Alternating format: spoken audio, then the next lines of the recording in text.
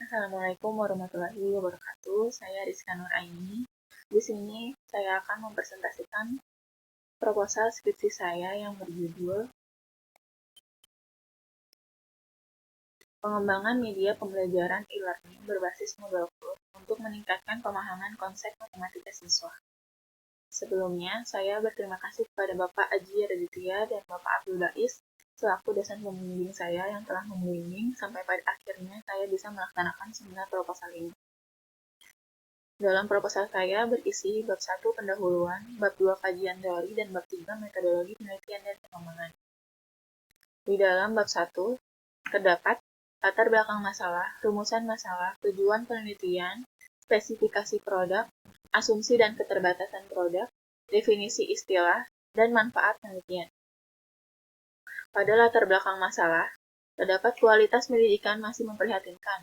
Hal ini disampaikan oleh Anies Baswedan dalam Widodo 2015, yaitu pendidikan di Indonesia dalam posisi darurat. Beberapa kasus menggambarkan kondisi tersebut, di antaranya rendahnya mutu pendidikan dan kemampuan literasi anak-anak di Indonesia. Untuk mengatasi itu, kurikulum 2013 memiliki tujuan untuk memperbaiki kualitas pendidikan yang dimulai dari pembelajaran matematika di sekolah. Matematika berperan penting dalam perkembangan ilmu pengetahuan serta teknologi. Oleh sebab itu, maka matematika perlu untuk dipahami dan dikuasai. Tetapi dalam kenyataannya, kemampuan pemahaman konsep matematika siswa masih lemah karena banyak kekeliruan konsep dan siswa cenderung menghafal dibandingkan memahami. Padahal pemahaman konsep menentukan keberhasilan belajar siswa. Hasil observasi yang telah dilakukan yaitu peserta didik menganggap matematika adalah pelajaran yang sulit dan membosankan. Hal ini dikarenakan pembelajaran teacher center dan keterbatasan alat bantu belajar membuat aktivitas siswa kurang. Matematika bersifat abstrak yang menjadikan siswa gagal paham, kelas yang tidak kondusif, serta guru yang seringkali kehabisan waktu saat mengajar. Guru masih menggunakan media pembelajaran secara offline. Hal ini dilihat dari guru masih menggunakan media PowerPoint secara offline sehingga tidak dapat diakses oleh siswa melalui internet di rumah. Siswa juga kesulitan melihat bahan ajar yang disajikan. Hal ini dikarenakan jarak yang terlalu jauh dari siswa yang duduk di belakang dengan proyektor. Di sekolah tersebut juga fasilitas WiFi belum dimaksimalkan dengan baik. Hal ini dikarenakan oleh pembelajaran yang masih secara offline. Perkembangan teknologi dan informasi dapat dijadikan sebagai media pembelajaran. Hal ini dapat menjadi solusi dari masalah tersebut. Media pembelajaran berbasis teknologi juga dapat membuat siswa lebih aktif dan mempunyai kemudahan, yaitu dapat diakses menggunakan smartphone atau laptop, atau elektronik lainnya. Dengan menggunakan media e-learning, diharapkan dapat meningkatkan pemahaman konsep karena dapat dipelajari kembali oleh siswa kapan saja dan di mana saja, tanpa keterbatasan waktu. Menjadikan siswa bertanggung jawab dalam belajarnya, sehingga berdampak pada kemampuan pemahaman siswa yang dapat meningkat. Media pembelajaran yang dikembangkan pada penelitian ini yaitu media pembelajaran e-learning berbasis Moodle. Rumusan masalah. Yang pertama, bagaimana mengembangkan media pembelajaran e-learning berbasis Moodle Code yang dapat membantu meningkatkan pemahaman konsep pada materi sistem bersamaan linear 3 variabel kelas 10 SMA. Yang kedua, apakah produk media pembelajaran e-learning berbasis Moodle Code layak untuk digunakan sebagai media pembelajaran? Yang ketiga, apakah terdapat peningkatan kemampuan pemahaman konsep matematika siswa dengan menggunakan media pembelajaran yang dikembangkan? Tujuan penelitian pengembangan. Yang pertama, menghasilkan produk media pembelajaran e-learning berbasis Moodle Code yang dapat membantu meningkatkan pemahaman konsep matematika siswa. Yang kedua, mengetahui kelayakan media pembelajaran e-learning berbasis Moodle Code. Yang ketiga, mengetahui peningkatan kemampuan pemahaman konsep matematika setelah menggunakan media pembelajaran yang dikembangkan. Spesifikasi produk. Produk berisi materi dengan format doc dan PowerPoint per submateri sistem persamaan linear 3 variabel dengan format PPTX. Tambahan materi dari sumber dengan format PDF yaitu jurnal. Aktivitas untuk siswa berupa penugasan atau assessment yang berisi soal-soal. Lalu ada chat yang berfungsi sebagai sarana komunikasi, serta kuis yang berisi soal kuis per submateri dengan format soal yang beragam. Asumsi dan keterbatasan pengembangan. Asumsi yang pertama, media pembelajaran berbasis model code pada materi sistem persamaan linear 3 variabel menyediakan materi ajar yang dikemas dengan mengutamakan kebutuhan siswa yang mengacu pada kemampuan pemahaman konsep matematika. Yang kedua, dengan menggunakan media ini diharapkan siswa akan lebih mudah memahami materi yang diajarkan. Yang ketiga, pengembangan media e-learning berbasis model code ini dapat membuat siswa untuk aktif dan belajar mandiri, serta dapat mengembangkan kemampuan pemahaman konsep dalam menyelesaikan masalah. Keterbatasan pengembangan yang pertama. Media pembelajaran yang digunakan dalam penelitian ini adalah model code. Penggunaan media ini harus terhubung dengan internet. Jika tidak ada internet, maka tidak bisa menggunakan model code. Yang kedua, produk yang dihasilkan berupa media pembelajaran e-learning berbasis model code yang terbatas pada materi sistem persamaan linear 3 variabel saja untuk siswa kelas 10 berdasarkan kurikulum 2013. Yang ketiga, uji coba produk terbatas hanya dilakukan pada siswa kelas 10 di SMA Negeri 15 Kota Tangerang. Definisi istilah yang pertama, metodologi penelitian dan pengembangan atau research and development adalah metode penelitian yang digunakan untuk menghasilkan suatu produk baru dan menguji kevaliditan dan kepraktisan produk tersebut. Yang kedua, model code yang berisi materi disusun secara sistematis dan penugasan yang berisi soal-soal tugas yang bersifat pengayaan untuk mengembangkan kemampuan pemahamannya. Media pembelajaran e-learning berbasis model code merupakan hasil dari serangkaian proses untuk menghasilkan media pembelajaran yang mempermudah siswa untuk belajar. Dan yang terakhir ialah model code adalah model yang dihosting di cloud. Manfaat penelitian. Yang pertama ada manfaat teoritis, yaitu diharapkan dapat membantu dalam perkembangan pembelajaran, serta dijadikan referensi pengembangan media yang bisa berguna dalam proses pembelajaran. Yang kedua ada manfaat praktis. Manfaat praktis yang pertama yaitu untuk penulis, yaitu memberi kesempatan untuk menambah pengetahuan, kemampuan dalam merancang dan mengembangkan media pembelajaran. Yang kedua ada untuk guru, yaitu digunakan untuk menambah pengetahuan serta sebagai upaya variasi dalam kegiatan pembelajaran. Yang ketiga ada siswa, yaitu untuk menciptakan keadaan belajar yang menyenangkan dan menumbuhkan minat belajar serta dapat menjadikan siswa lebih aktif untuk mengembangkan kreativitas dalam memecahkan permasalahan. Yang terakhir ada untuk sekolah, yaitu untuk memberi variasi media pembelajaran yang dapat digunakan dalam pembelajaran dan dapat meningkatkan mutu dan kualitas sekolah. Bab 2 Kajian Pustaka berisi landasan teori, penelitian relevan, dan kerangka berpikir. Ada landasan teori. Yang pertama, kemampuan pemahaman konsep. Yang kedua, ada media pembelajaran. Dan yang ketiga, ada produk e-learning berbasis model code. Yang pertama, kemampuan pemahaman konsep matematika. Menurut Sugiono, kemampuan pemahaman konsep matematika adalah kemampuan seseorang untuk mengerti atau memahami sesuatu setelah sesuatu itu diketahui dan diingat. Sedangkan menurut Heruman, kemampuan pemahaman konsep matematika adalah pembelajaran lanjutan dari suatu konsep baru dalam matematika yang belum pernah dipelajari konsep tersebut.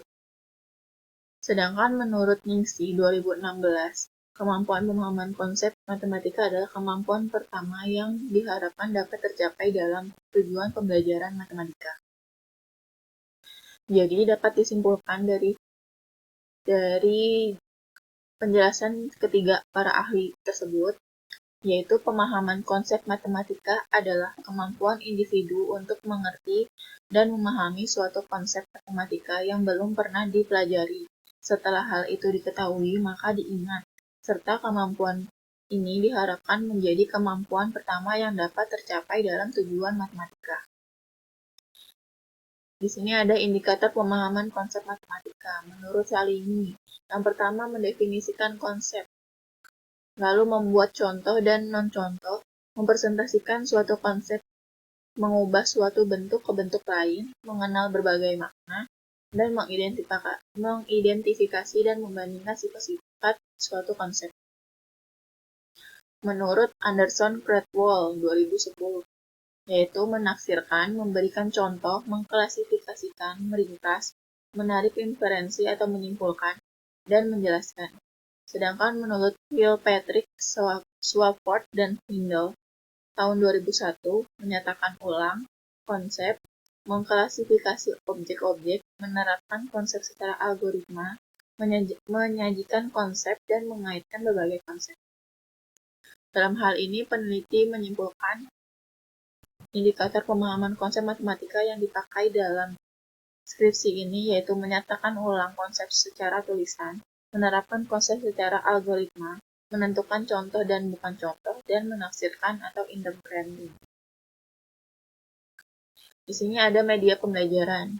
Menurut Tafonao, media pembelajaran adalah alat bantu dalam proses belajar mengajar untuk merangsang pikiran, perasaan, dan perhatian dan kemampuan atau keterampilan pembelajar sehingga dapat mendorong terjadinya proses belajar. Yang kedua ada menurut Arsyad 2016. Media pembelajaran adalah bagian yang tidak terpisahkan dari proses belajar mengajar demi tercapainya tujuan pendidikan dan tujuan pembelajaran di sekolah pada umumnya.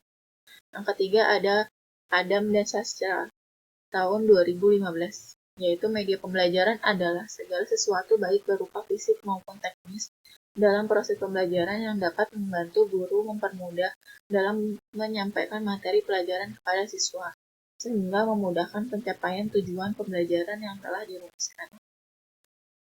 Dapat disimpulkan dari ketiga penjelasan tersebut, yaitu media pembelajaran adalah segala bentuk sarana penyampaian informasi yang dipergunakan untuk menyalurkan informasi dari sumber informasi ke penerima informasi. Memiliki fungsi sebagai penarik perhatian siswa, mengatasi keterbatasan waktu dan daya ingat, membantu memudahkan belajar dan memberi kejelasan pengetahuan, serta membangun daya imajinasi pada peserta didik. Selanjutnya ada e-learning. E-learning merupakan dasar dan konsekuensi logis perkembangan teknologi dan komunikasi. Hal tersebut disampaikan oleh Darmawan 2014. Sedangkan menurut Michel 2013, e-learning merupakan segala bentuk aktivitas pembelajaran yang memanfaatkan media elektronik untuk belajar. Sedangkan Herdianto dan Surjono 2016 mengungkapkan e-learning adalah salah satu media pembelajaran berbasis teknologi yang dapat dijadikan sebagai penunjang pembelajaran di era digital seperti sekarang. Dan dapat disimpulkan dari ketiganya, yaitu e-learning adalah cara belajar mengajar dengan alat bantu format digital melalui teknologi internet yang dapat memudahkan guru dan siswa melakukan suatu pembelajaran. Kelebihan dan kekurangan e-learning. Kelebihan e-learning yang pertama yaitu mengurangi biaya, menghemat waktu dan uang untuk mencapai suatu tempat pembelajaran dapat mengakses dari berbagai lokasi dan tempat. Yang kedua ada fleksibilitas waktu, tempat, dan kecepatan pembelajaran. Yang ketiga ada standarisasi dan efektivitas pembelajaran. Selanjutnya ada kekurangan e-learning, yaitu pelajar harus mempunyai alat elektronik seperti komputer, handphone yang terakses internet. Juga harus memiliki koneksi internet yang baik. Dengan tidak adanya rutinitas yang ada di kelas, pelajar mungkin akan bingung mengenai kegiatan belajar.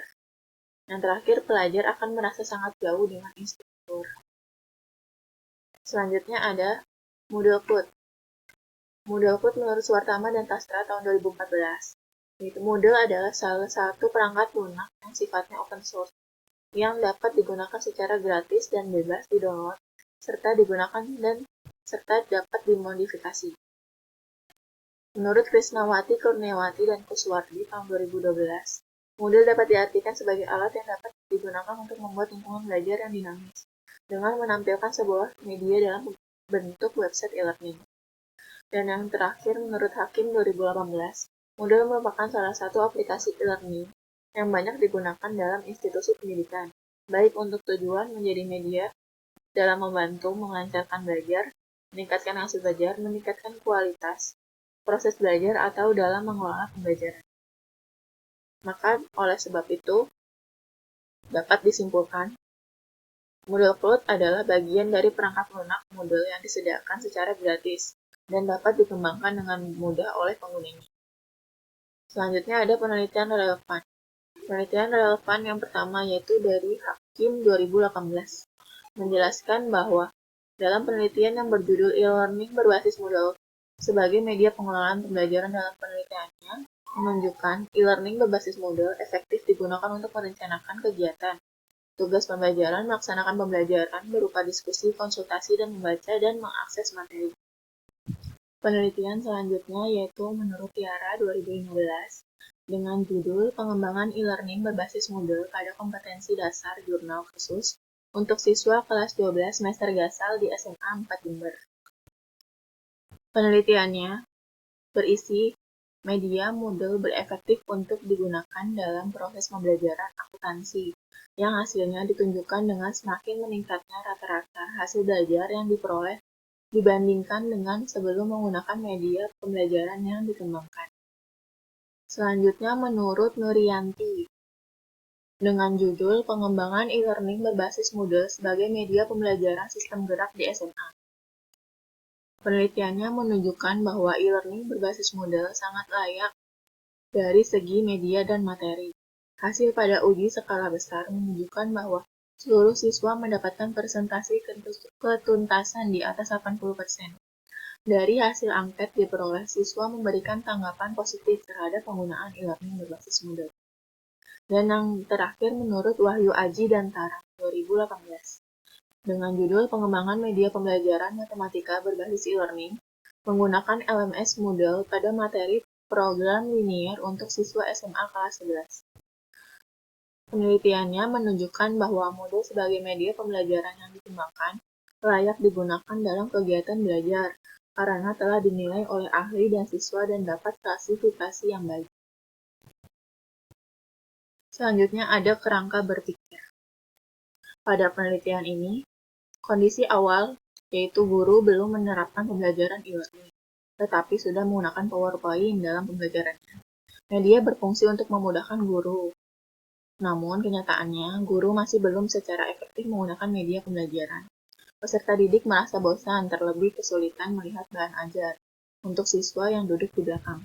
Oleh sebab itu, terdapat kesenjangan antara harapan dan kenyataan. Kenyataan yang terjadi, media di sekolah belum optimal. Siswa kurang berlatih mengerjakan soal karena keterbatasan waktu di kelas. Belum adanya media pembelajaran di sekolah yang dirancang khusus untuk belajar siswa yang tidak terbatas ruang dan waktu. Dengan adanya kesenjangan, maka perlu solusi yang tepat.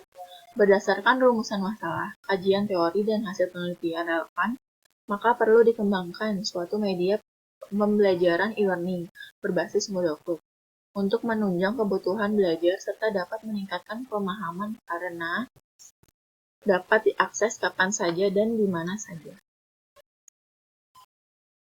Selanjutnya ada bab 3 yaitu metode penelitian dan pengembangan. Berisi model penulisan pengembangan, prosedur penelitian, tempat dan waktu penelitian, uji coba produk, desain uji coba, subjek uji coba, jenis data, instrumen pengumpulan data, dan teknik analisis data. Yang pertama ada model penulisan dan pengembangan. Penelitian ini menggunakan metode penelitian pengembangan R&D. Tujuannya untuk mengetahui efektivitas dan kelayakan media pembelajaran yang dikembangkan. Dilihat dari segi kevalitan, kepraktisan, dan keefektifan. Penelitian pengembangan ini menghasilkan produk media pembelajaran berbasis e-learning berupa Moodle Cloud pada materi sistem persamaan linier 3 variabel. Penelitian pengembangan media e-learning berbasis Moodle Cloud ini mengacu pada model prosedural yang dikemukakan oleh S. Thiagarajan, Dorothy S. Hamill, dan Melvin S. Hamill, yaitu model 4D, Define, Design, Develop, dan Dissemination. Tetapi penelitian ini, penulis tidak menerapkan tahap terakhir yaitu penyebaran, karena keterbatasan biaya yang harus dikeluarkan, serta waktu yang tidak panjang dalam melakukan penelitian. Prosedur penelitian sesuai dengan model penelitian yaitu model 4D, maka prosedur penelitian diawali dengan pendefinisian dengan menganalisis kebutuhan siswa. Selanjutnya merancang produk, dan yang terakhir pengembangan produk. Waktu dan tempat penelitian. Waktu penelitian yaitu di semester ganjil tahun ajaran 2020-2021. Tempat penelitiannya di SMA Negeri 15 Kota Tangerang.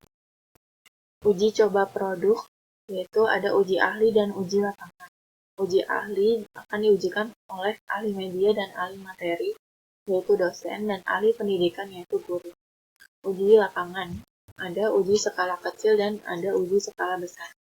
Uji lapangan skala kecil melibatkan 10-15 orang peserta didik. Sedangkan uji lapangan skala besar melibatkan 20-40 orang peserta didik.